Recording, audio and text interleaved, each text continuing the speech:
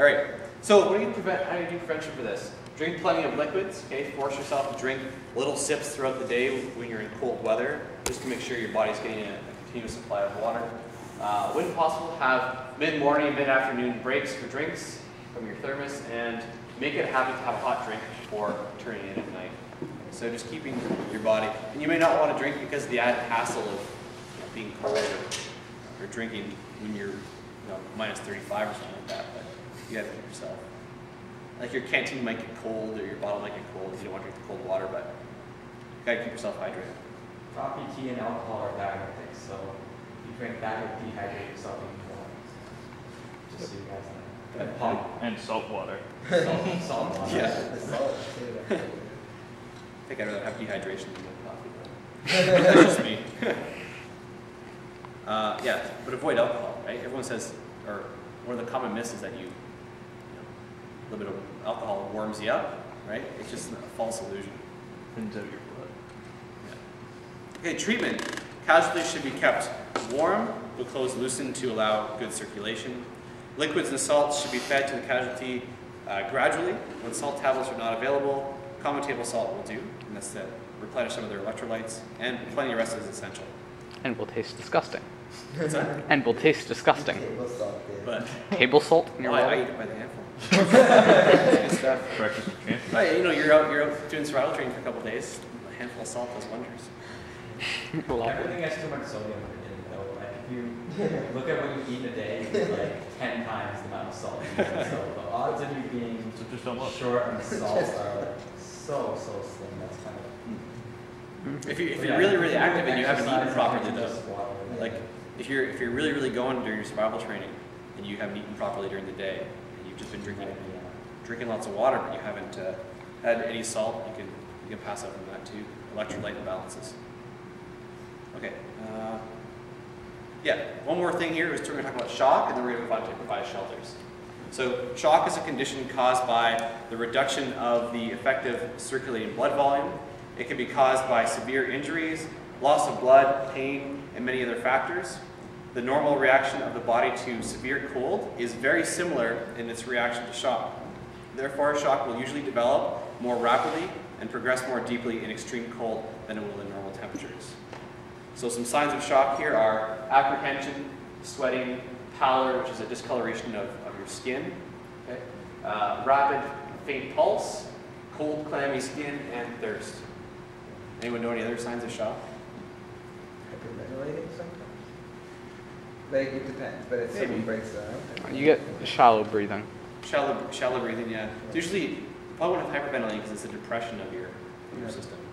Your pulse drops down, breathing, it's a bit shallower. Probably semi-consciousness. Yeah, I mean, you might pass out, right? You might. Good. So, what's the treatment? Treatment is to reassure the casualty, proper positioning, good bandaging, and splinting can reduce pain if you have trauma, right? If you break a leg. The stretcher should be positioned so that the casualty's head and chest is lower than his lower body and legs. This should not be done if it causes the casualty discomfort. So why are we going to elevate the legs? More blood this time in the head. Yeah, keep the blood going to the internal organs rather than to the extremities, which don't really need as much blood. Okay, the casualty must be kept warm. Normal body temperature is best, not too warm. Do not move the casualty any more than is necessary. This refers to the moving of the body, not moving over distance. Loosen the clothes at the neck, chest, and waist, weather permitting. If the casualty is conscious, he should be given sips of warm liquid and no alcohol. And finally, casualty should receive medical attention as soon as possible. Okay? I mean, shock is a very serious condition. You can die quite easily if you find yourself in shock or find one of your people in shock. So you have to get them to medical attention as soon as you can. Okay, any questions on some of the medical stuff we've covered? First aid stuff? Yeah. If someone's in shock, will they remain in shock like for an extended period of time, or is it easy, or is it possible to pull them out of it? They could. It depends what the shock is about, right? If it's a cold-related shock, if you warm them up and you give them proper first aid, they're likely to come out of it. Okay. If it's like a trauma, like someone breaks a leg and they're in a lot of pain or lose a lot of blood, you could have a long period of shock. But then you have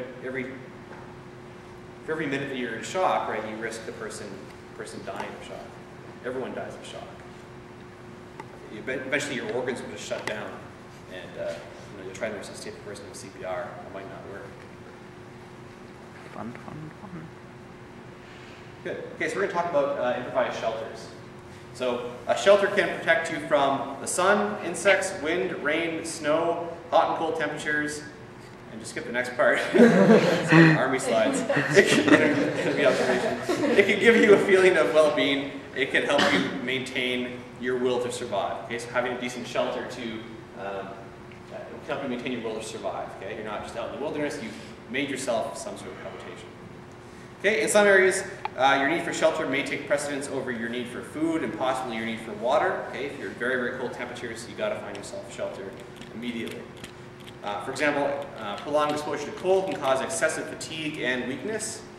An exhausted person may develop a passive outlook, thereby losing the will to survive. Okay, so if you don't find yourself or make yourself some shelter right away, you can get yourself so exhausted that you just give up. Right? So you got to keep yourself going. The most common error in making a shelter is to make it too large.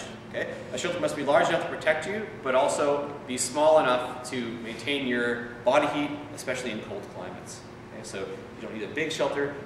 Minimally, you can fit inside there and keep you warm. Okay? The bigger you make it, the more area your body has to heat up.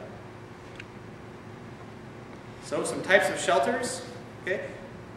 Or selecting a site here. When looking for a shelter site, keep in mind the type of shelter. Okay? The type of shelter protection you need. However, you must also consider how much time and effort you need to build the shelter. If the shelter will adequately protect you from the elements, sun, wind, rain, snow. If you have any tools to build it. If not, can you make improvised tools? If you have the type and amount of materials needed to build it. To answer these questions, you need to know how to make various types of shelters and what materials you need to make them. So we're going to look at some different types of shelters. Some we've made in our previous survival training and some you might have seen before, but we'll just review them.